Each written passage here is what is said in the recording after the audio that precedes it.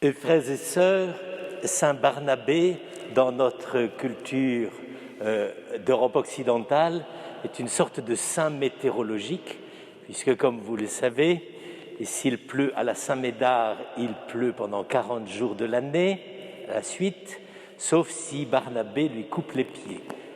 Nous avons de la chance cette année, puisqu'il fait très beau, donc Barnabé s'est occupé de couper les pieds de Saint-Médard, ce dont nous lui sommes infiniment reconnaissants.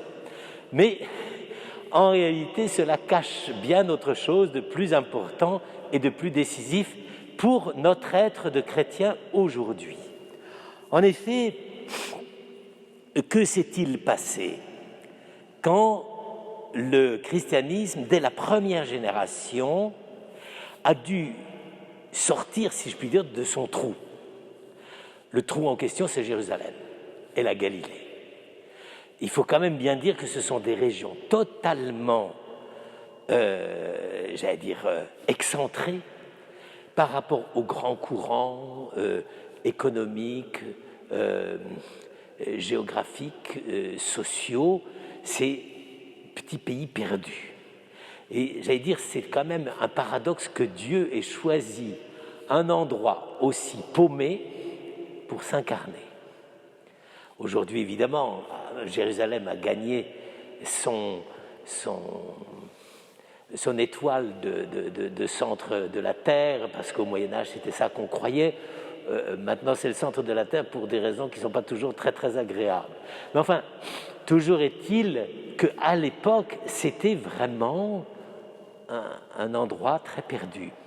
Or, quand le christianisme naît, non seulement il naît dans cet endroit-là, mais il naît entouré de la méfiance des autres groupements religieux, sadducéens, pharisiens, esséniens, tous ces groupes, et il y en avait sans doute beaucoup d'autres, qui étaient comme des espèces de mini-sectes et qui se chipotaient les unes les autres de façon invraisemblable, mais au milieu desquels le christianisme a dû apparaître très très vite comme un groupe d'une dynamique et d'une vivacité absolument extraordinaire.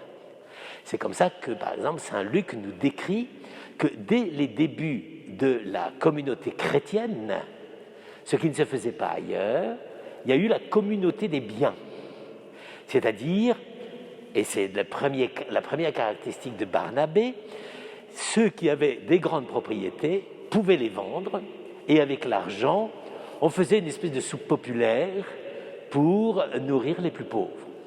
Ça n'a pas duré très très très longtemps parce que,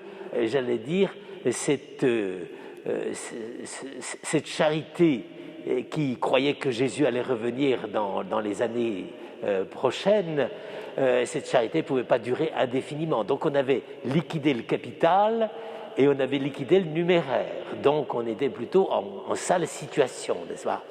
Mais en plus de cela, il y avait la persécution, car les grands prêtres, les sadducéens, et les pharisiens aussi, à leur manière, n'étaient pas très très très chauds pour qu'on annonce un Messie ressuscité alors qu'il avait été crucifié, qu'il avait eu des ennuis avec les Romains, etc.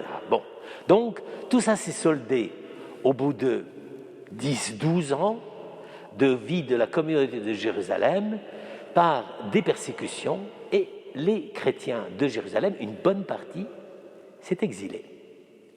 Ils sont partis à Damas, c'est comme ça que saint Paul les a trouvés et voulait les arrêter, parce qu'il a compris, saint Paul, que si ça commençait à prendre tournure autour de la Galilée et de la Judée, on ne pourrait plus rien contrôler et que ce serait perdu d'avance. Et puis, ils se sont réfugiés surtout à la grande capitale qui était Antioche. Antioche, sans doute pas loin de 500 000 habitants, la plus grande métropole commerciale, échange culturel, etc. C'était en fait le point de bascule entre l'Orient et l'Occident. Il faut savoir qu'il y avait des moines bouddhistes à Antioche. C'est vous dire quand même que ce n'était pas une ville refermée sur elle-même, n'est-ce pas? C'était au contraire très très vivant. Et donc, c'est là qu'à Antioche, la première communauté chrétienne s'est aperçue qu'elle ne pouvait pas vivre refermée sur elle-même. Et donc de poser uniquement comme condition pour entrer dans la communauté qu'il fallait se faire juif. Et quel est un des premiers qui s'est aperçu du problème? C'est précisément Barnabé, qui lui, lévite originaire de Chypre, donc un juif qui avait déjà vécu depuis sa petite enfance dans des communautés païennes. Donc il avait vécu dans des synagogues, il avait vu les problèmes que pose la fréquentation juive païen, etc. Ce n'est pas très facile.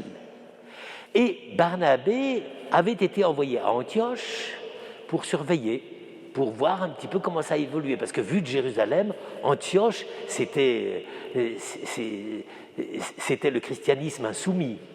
Et donc, il fallait un peu surveiller ce qui allait se passer.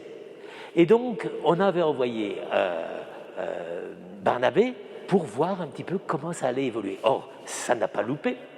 C'est que dès qu'il est arrivé à Antioche, il s'est aperçu qu'il y avait plein de païens qui voulaient vivre la vie de la foi au Christ avec les Juifs.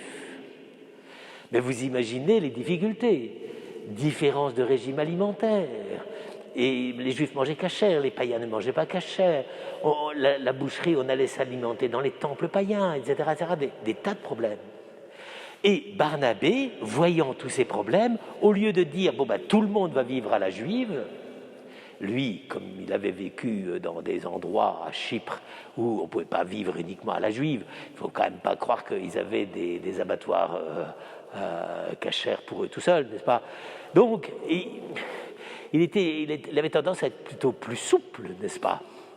Et donc, il s'est dit, il faut essayer de régler ce problème de la convivialité des Juifs et des païens. Or, Barnabé avait entendu parler de Paul, qui avait dû se convertir 6, 7, 8 ans avant. Et il a eu l'idée de génie d'envoyer chercher Paul. Antioche-Tars, c'était pas très très loin, c'est 2 jours de bateau.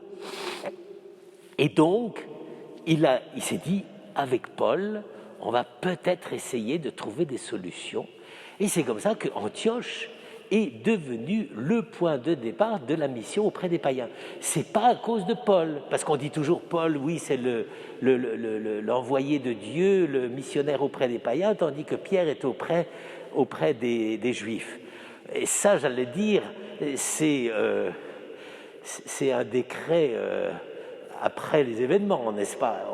On ne prête qu'aux riches, n'est-ce pas? Donc on a dit, la mission des païens, c'est Paul. Non, la mission des païens, c'est Barnabé et Paul.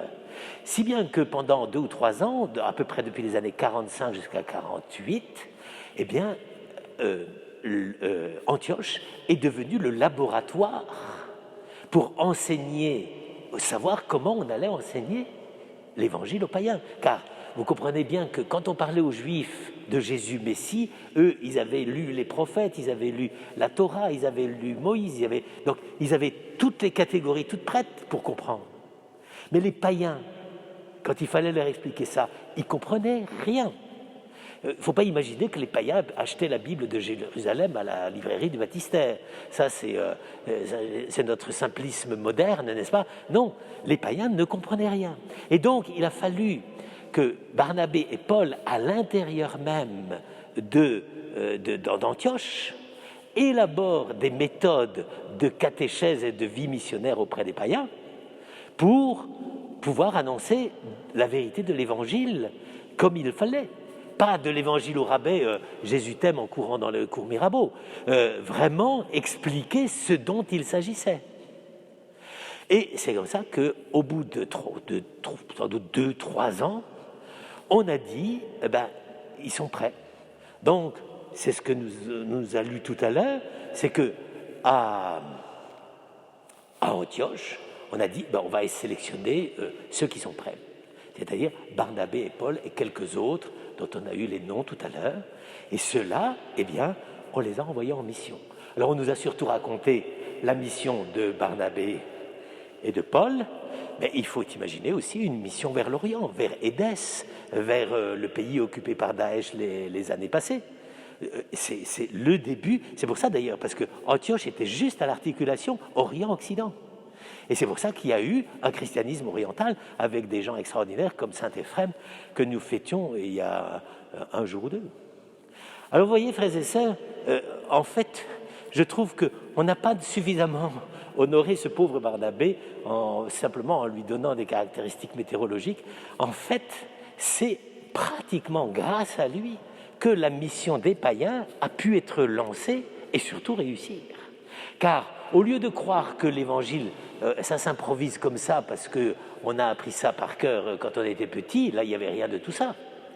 L'évangile, il fallait réfléchir et se dire, oui mais nous ce qu'on croit comme juifs et qu'on arrive à se dire avec le langage biblique, comment peut-on maintenant le partager avec des gens qui n'ont aucune culture biblique? Et c'est pour ça que c'est si extraordinaire, le début du christianisme, c'est que ça ait pu passer. Et bien ça, nous le devons au génie de Barnabé et de Paul. Et bien c'est pour ça que je crois qu'on doit les prier et les supplier avec beaucoup d'intensité, car ils devraient être nos modèles, tous les deux. Paul, c'est un peu le niveau supérieur et la théologie haut de gamme, n'est-ce pas? Mais je pense que Barnabé, lui, il avait vu vraiment le problème, là où il était. Et donc, peut-être que nous aussi, nous avons beaucoup à nous inspirer de Barnabé pour retrouver des méthodes vraies, simples, mais vraies surtout, pour annoncer le mystère du salut de Dieu.